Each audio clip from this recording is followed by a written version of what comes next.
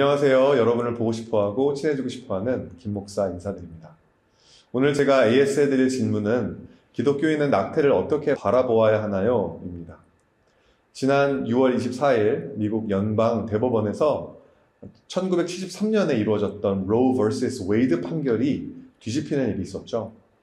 지금까지는 사생활의 권리로 포함되어 여성에게 주어졌던 낙태권이 더 이상 연방 차원의 헌법적 보호를 받지 못하게 된 것이었습니다. 미국 전역에서 낙태가 금지되는 것은 아니고요. 각 주에서 주 법을 통해 자율적으로 결정하여 적용하게 된다고 이야기하죠. 낙태를 금지하거나 제한하는 주가 26개가 있고 또 허용하는 주가 24개가 된다고 하는데요. 낙태라는 이슈로 한 나라가 이렇게 두동강이 나버린 셈입니다. 오늘날 이렇게 한 이슈가 사람들의 신념과 감정을 강하게 자극해서 흑백의 논리로 편을 가르게 만드는 논쟁거리들을 이 hot button issue라고 합니다. 낙태가 이 hot button issue 중 가장 눈에 띄는 사례라고 할 수 있는 것이죠. 기독교에는 낙태를 어떻게 바라보아야 하나요? 라는 질문은 그러므로 이 섣불리 대답을 했다가는 어떤 한 카테고리에 갇혀버릴 수 있는 아주 위험한 질문인 셈입니다. 어느 시대에나 핫 버튼 이슈들은 있게 마련이었는데요. 예수님의 시대에는 이런 것이 있었습니다. 가이사에게 세금을 바치는 것이 옳으니까. 그 당시 유대인들 사이에는 민족주의적이고 반로마적인 분위기가 팽배했기 때문에 이 질문에 세금을 내야 한다라고 하면 친로마 세력으로 몰리게 되는 것이었고요. 반대로 세금을 내면 안 된다라고 하면 당시 유대 지역은 물론 전 세계에 패권을 쥐고 있었던 로마 제국에게 대항하는 반동분자로 몰리게 되는 것이었습니다. 이 난감한 질문에 예수님께서는 정말 지혜롭고 영리한 답을 내놓으셨는데요. 그 당시 로마 제국 전체에서 통용되었던 또 황제 가이사의 얼굴이 새겨져 있었던 데나리온이라는 동전을 가리키시면서 가이사의 것은 가이사에게, 하나님의 것은 하나님에게 바쳐라 라고 말씀하셨죠. 예수님을 함정에 빠뜨리기 위해서 일부러 그 질문을 한 사람들의 의도에 부응하지 않으셨고 또 가장 본질적이고 영적인 답을 하신 셈이었습니다. 낙태에 대한 질문을 주신 분이 저를 곤란하게 하기 위해서 질문을 내었다라는 게 아니고요. 제가 예수님처럼 지혜로운 답변이 있는 것도 더더욱 아닙니다. 단지 저는 오늘 김 목사의 AS를 통해서 낙태에 찬성하시는 분들의 의견과 반대하시는 분들의 의견을 여러분들에게 잠깐 정리해드리고요. 이 부분에 있어서 자유롭지 못하신 분들에게도 하나님의 은혜가 있음을 알려드리며 앞으로 가정을 이루실 우리 청년 여러분들에게 몇 가지 당부의 말씀들을 전해드리려고 합니다. 그렇다면 첫 번째로 낙태법에 찬성하는 분들의 주장입니다. 낙태를 찬성하시는 분들이라고 모두 비기독교인인 건 아닙니다. 낙태를 선택하는 이유는 아이를 낳아서 키울 수 있는 환경과 상황이 주어지지 않았기 때문인데요.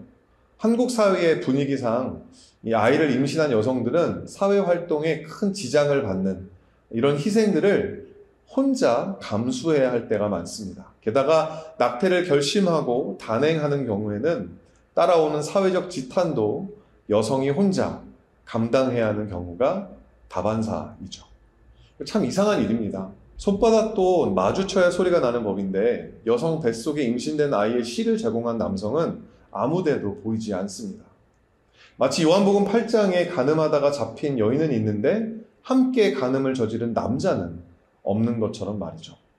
이런 여성들을 법이 나서서 보호해주고 아픔을 딛고 일어나 계속해서 자신의 삶을 영위해 갈 수 있는 인간으로서의 기본권을 보장해 주어야 한다는 것이 낙태법을 찬성하는 분들의 주장인 것입니다.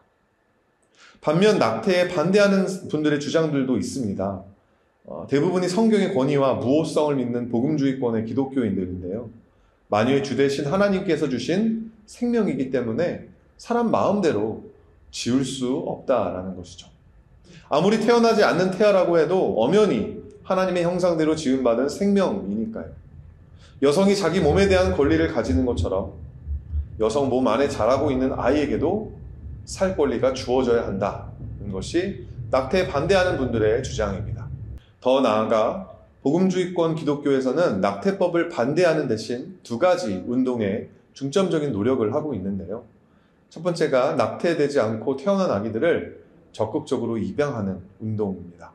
그리고 두 번째는 아이를 키울 상황이 되지 않음에도 불구하고 아이를 낳아서 키우기 원하는 싱글맘들을 돕고 적극적으로 섬기는 운동이죠. 제가 여기에서 다 언급하지 못한 많은 주장들과 입장들이 있습니다. 공부하면 공부할수록 더 헷갈리고요. 그래서 사람들은 감정적으로만 치닫게 되는 것이 아닐까라는 생각도 해봅니다. 하지만 우리 예수님을 믿는 기독교인들에게는 헷갈릴 수 없는 두 가지 진리가 있습니다. 첫 번째로 하나님의 은혜입니다. 하나님의 은혜는 도덕적으로 올곧은 사람들에게만 주어지는 것이 아닙니다.